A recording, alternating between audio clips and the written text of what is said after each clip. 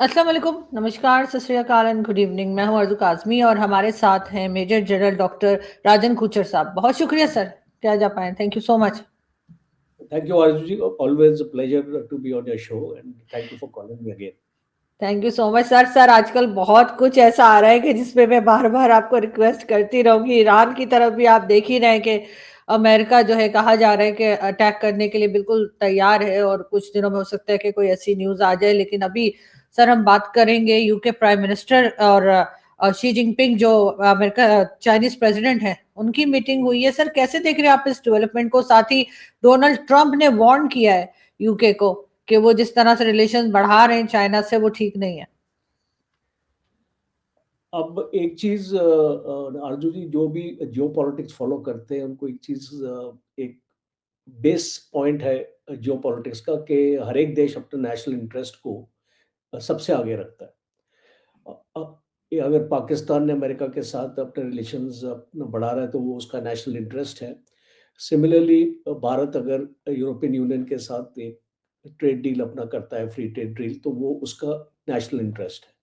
और इसीलिए मैं ये समझता हूँ कि यूके का एक नेशनल इंटरेस्ट है, क्योंकि आज यूके की economy is facing severe challenges. और ख़ास तौर पे सर्विसेज सेक्टर में जहाँ पे यूके अपने आप को बहुत एडवांस समझता है। अब चाइना और यूके का आप ट्रेड देख लीजिए, लास्ट ईयर तकरीबन $100 बिलियन का ट्रेड था, जिसमें चाइना ने $70 बिलियन उसमें कंट्रीब्यूट किया और यूके ने $30 बिलियन के करीब। सो द रेशो आप देख सकते हैं इज ऑलमोस्ट 1:3, उससे भी कम का रेशो है। तो यूके ये चाहता है कि चाइना से अपनी इकोनॉमी को ओपन करवाए और एक प्रैग्मेटिक एंगेजमेंट चाइना के साथ करे। और ये बहुत ज़रूरी है, क्योंकि अभी तक चाइना को इस तरीके से एंगेज नहीं किया था यूके ने। और ये पहली बार बताया जा रहा है कि 8 साल में एक यूके का प्राइम मिनिस्टर चाइना जा रहा है। तो इस तरीके की अगर डेवलपमेंट होती है तो इट्स वेरी वेरी गुड। दूसरा, जो यूएस और यूके के रिलेशंस हैं, they are based on strategic autonomy. और अगर आपने देखा भी होगा, पहले भी इसको अमेरिका दखल नहीं देता है जिसके साथ अपना यूके अपना ट्रेड करे, दो it may be part of NATO, it may be part of five I's and all that. वो जितनी भी अलायंसेज हैं उनकी अपनी, बट यूके ने अपना एक डिफरेंट पॉलिसी हमेशा एक्चुअली फॉलो करी है, इसलिए चाइना के साथ है। तो की जो मैं पढ़ रहा था, जैसे आपका मैसेज आया कि इस पे डिस्कशन करना है, तो मैंने इसको थोड़ा इसको रिसर्च किया, तो इसको ये पता चला कि चाइना यूके को अभी अपने यूके सिटीजन्स को ट्रैवल फ्री वीज़ा देगा for 30 days in a year. तो ये बहुत बड़ी बात है, बिकॉज़ पहला जो कदम होता है 2 देशों को पास लाने का, वो होता है पीपल टू पीपल कॉन्टैक्ट। और जैसे ही आपके ट्रेड डेलीगेशंस जाएँगे और उनको इसको वीज़ा फ्री स्टे मिल रहा है 30 दिन के लिए। और चाइना ये नॉर्मली कंसेशन हर एक कंट्री को नहीं देता। तो ये आप इसको समझ सकते हैं कि ये एक चाइना की इंटेंशन भी दिखाता है कि चाइना भी यूके को बहुत एक अहम एक पार्टनर, अपना ट्रेडिंग पार्टनर अपना समझता है। दूसरा ये चीज़ और देखी जा रही है कि जो सर्विसेज का सेक्टर है वो एक स्ट्रॉन्ग सेक्टर है यूके का। As a matter of fact world का सेकंड लार्जेस्ट एक्सपोर्टर है यूके सर्विसेज सेक्टर में। तो वो ये देखना चाहेगा कि सर्विसेज सेक्टर में किन किन एरियाज में चाइना के साथ डील किया जा सकता है। और बिजनेस कॉपरेशन के कुछ एरियाज हाईलाइटेड है, उसमें से health care, legal, financial education और प्रोफेशनल सर्विसेज। तो ये मैं यूँ मानता हूँ। और जो स्पेसिफिक सेक्टर्स हैं जिसमें यूके और चाइना कोऑपरेट अपना कर सकते हैं, आप जानते हैं कि आस्ट्रा जेनिका जो कंपनी है उसने अनाउंस किया है, जो यूके की कंपनी है, तकरीबन 15 बिलियन इन्वेस्टमेंट्स इन चाइना। तो ये एक बहुत अहम फैसला हो गया। दूसरा, सिक्योरिटी और लॉ एनफोर्समेंट के क्षेत्र में भी आपस में वो दोनों एक्चुअली मिलके काम करना चाहते हैं। जैसे कि स्मॉल बोट इंजन्स, अब यूके को रहता है कि आपका immigration is one big issue in UK, and वो अपने बॉर्डर्स को सी साइड से भी पेट्रोल करते हैं कि लोग उसको जो आना जाए, फ्रांस से ना आ जाए ऐसी जगह से, तो स्मॉल बोट्स इस्तेमाल करते हैं। तो उसका जो इंजन टेक्नोलॉजी है वो शायद चाइना के साथ बातचीत तो इस पे होगी।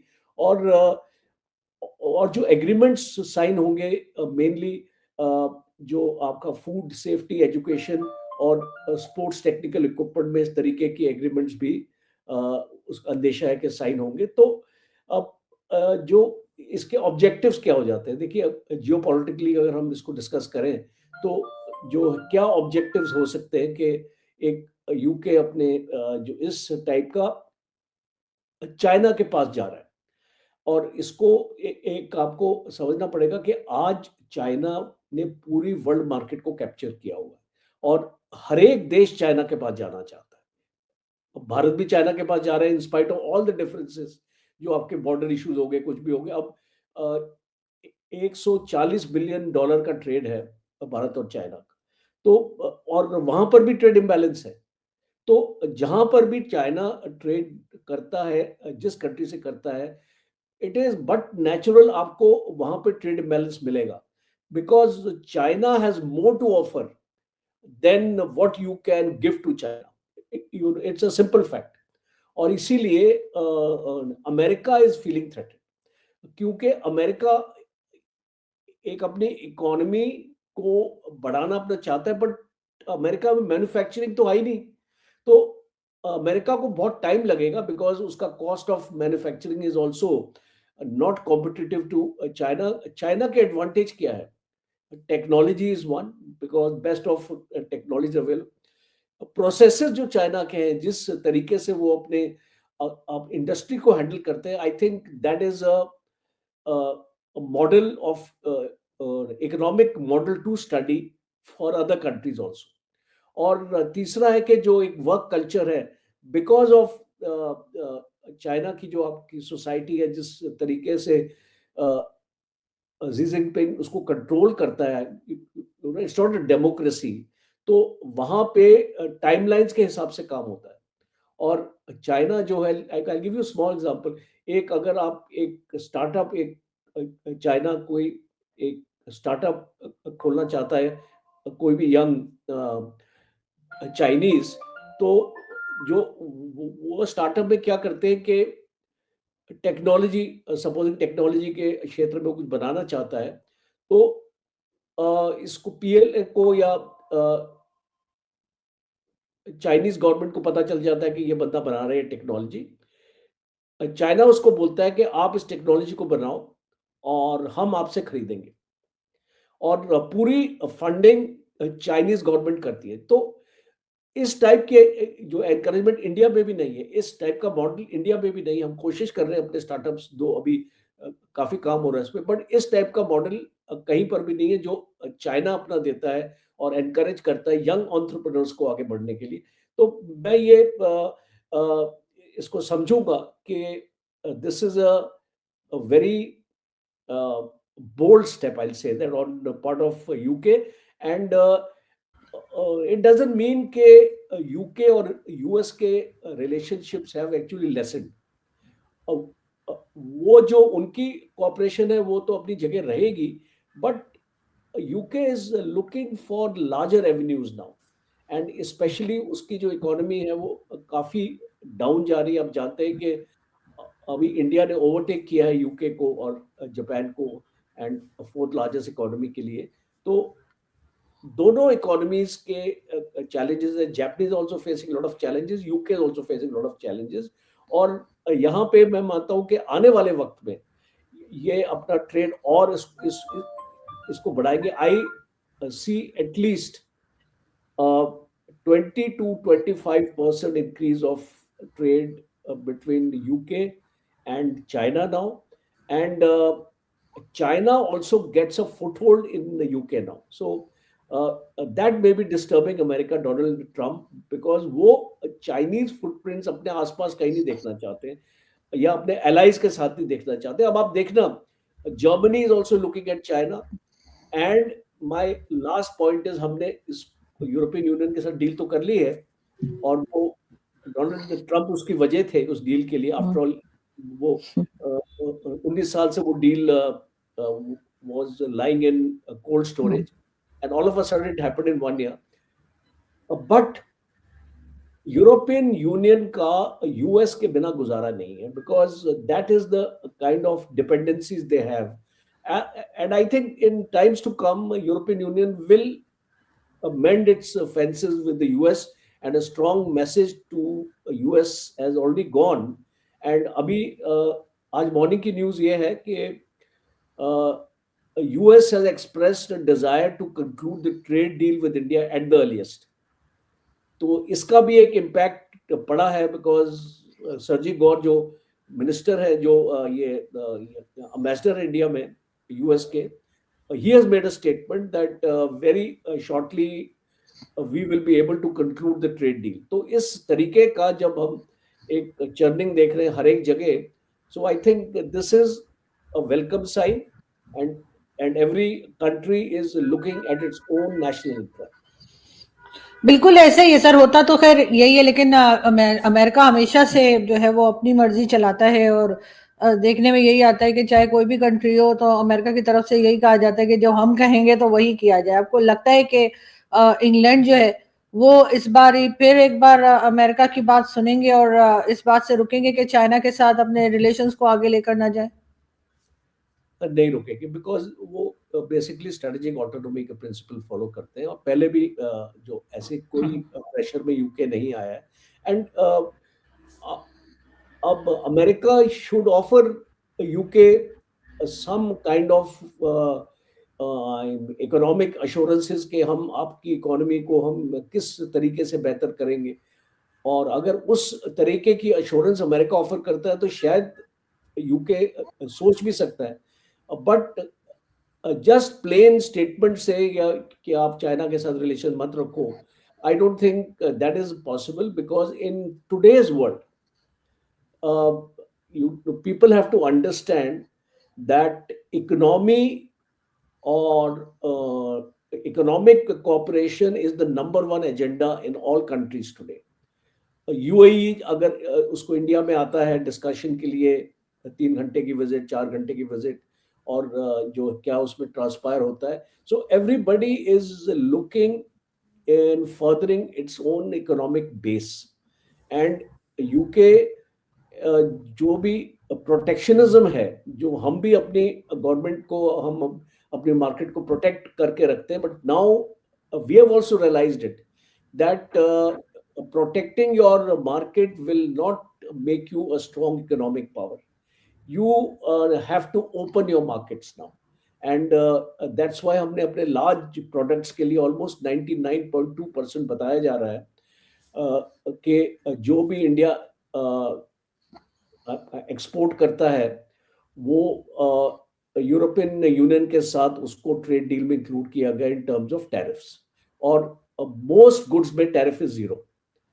देयर इज और खास तौर पे फार्मास्यूटिकल्स की अगर मैं बात करूं तो from I think 17% it has come to 0%.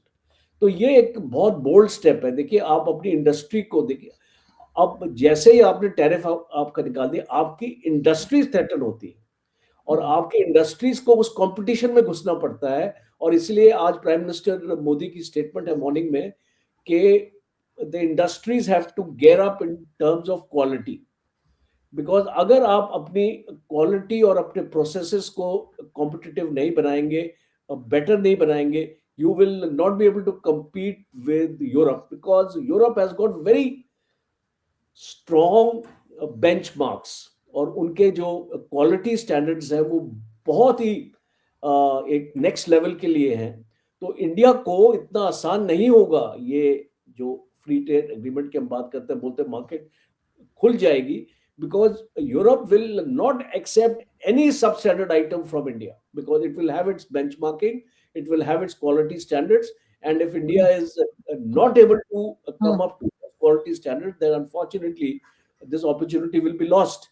So इसीलिए Prime Minister is making this point to the industry today, और 1 फरवरी को हमारा बजट भी है, तो अभी कल इकोनॉमिक सर्वे भी आ गया है, और जो उसमें भी काफ़ी पॉइंटर्स हैं इंडिया को to look at itself in case India wants to grow beyond 8%.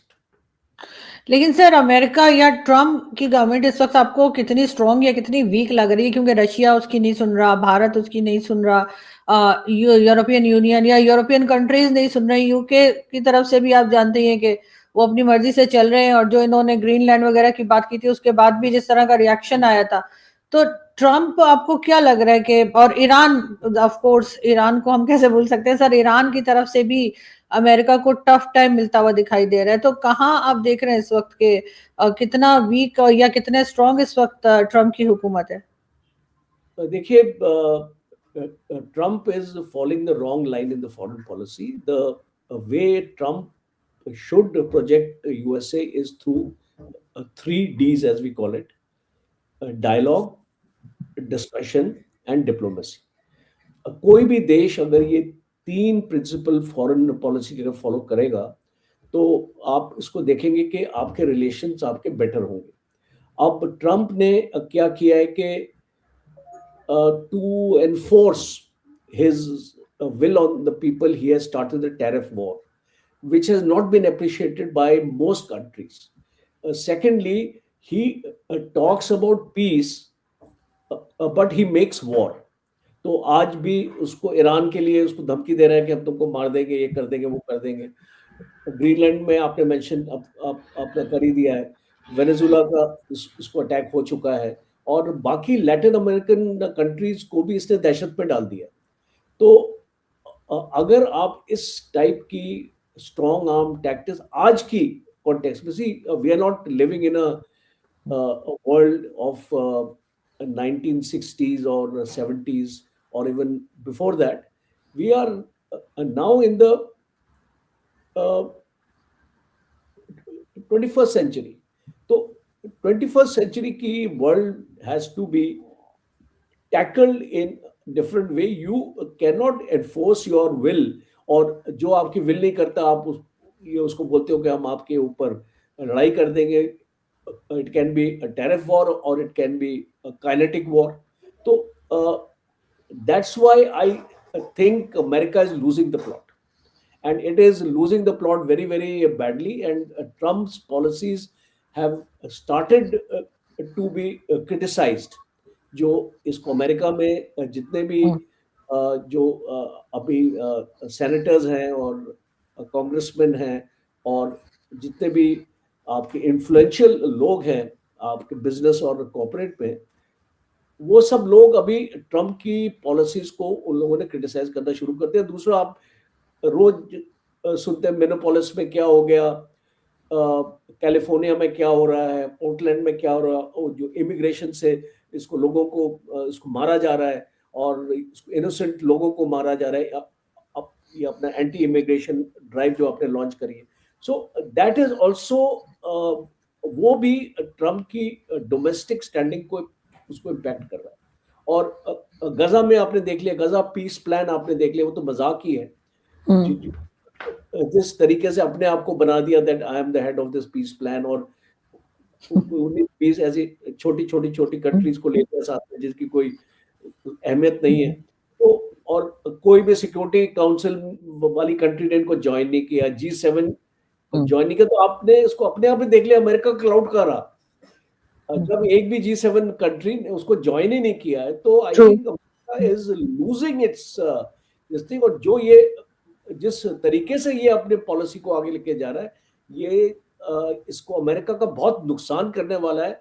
And I won't be surprised that if this damage is irreversible. इसको मुझे ऐसा लगता है। लेकिन जी हाँ प्लीज। लेकिन सर लास्ट में मैं ये जरूर पूछना चाहूंगी कि जो ईरान के अगेंस्ट ये कर रहे हैं अमेरिकन या ट्रम्प की गवर्नमेंट, ट्रम्प जो कर रहे हैं, आपको क्या लग रहा है कि इन्हें इन्हें कोई अचीवमेंट होगी या ईरान इन्हें टफ टाइम देगा? Let me make a statement, Arzuji, on your show after reading, analyzing, researching everything. America will be big loser if America launches an attack on Iran. और इसीलिए ट्रम्प ने अभी तक launch नहीं किया because he is not sure of the outcome himself. उसी अगर मैं एक देश के ऊपर अटैक करूंगा तो मुझे एंड स्टेट पता होना चाहिए इस अटैक के बाद जो ईरान को मैं उसको घुटनों पे लाऊंगा या नहीं लाऊंगा, और या मैं उसकी जो हुकूमत को बदली कर सकता हूँ नहीं बदली कर सकता, वो नहीं कर पाएगा। वो एक प्यूनिटिव एक्शन कर सकता है उसको तंग करने के लिए, जो डिस्ट्रॉय एक्चुअली करने के, लोगों को बताने के लिए कि भाई आपकी गवर्नमेंट की वजह से आपका ये हाल हो रहा है, मुझे इसको मैं मजबूर हूं करने के लिए।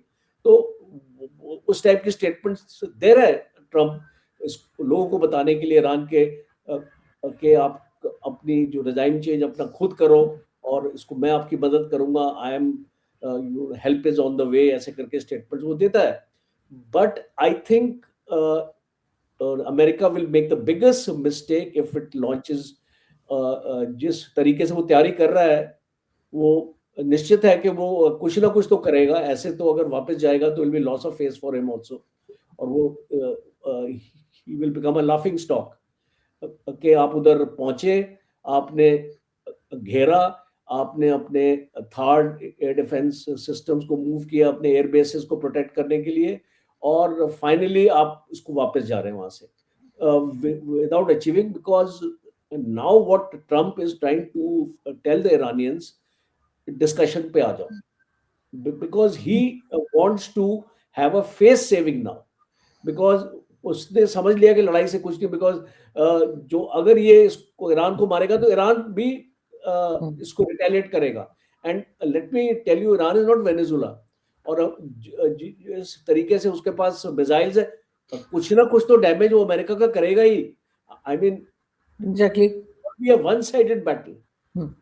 अगर इसको 90-10 ही ले लीजिए आप रेशो, 90% ईरान के ऊपर इम्पैक्ट पड़ेगा, 10% यूएस फोर्सेस पे पड़ेगा इम्पैक्ट। तो वो चीज Trump I don't think will be able to ensure that it will be cakewalk, because वो कैपेबिलिटी ईरान रखता है रिटेलिएशन। बिल्कुल ऐसा ही है, इसलिए कि ईरान जिस तरह की स्टेटमेंट्स आ रही हैं, जो बातें की जाती है ईरान की तरफ से, वो लगता नहीं कि वो जो है इस वक्त ट्रम्प से वो परेशान है, बल्कि उनकी तैयारी पूरी तरीके से कंप्लीट दिखाई देती है कि वो वापस जो है वो अटैक करेंगे, या जो भी उनका एक प्लान होगा वो डेफिनेटली अमेरिका के उसमें फेवर में नहीं जाएगा। Thank you so much sir कि आपने ज्वाइन किया, बहुत शुक्रिया। Thank you sir. Thank you.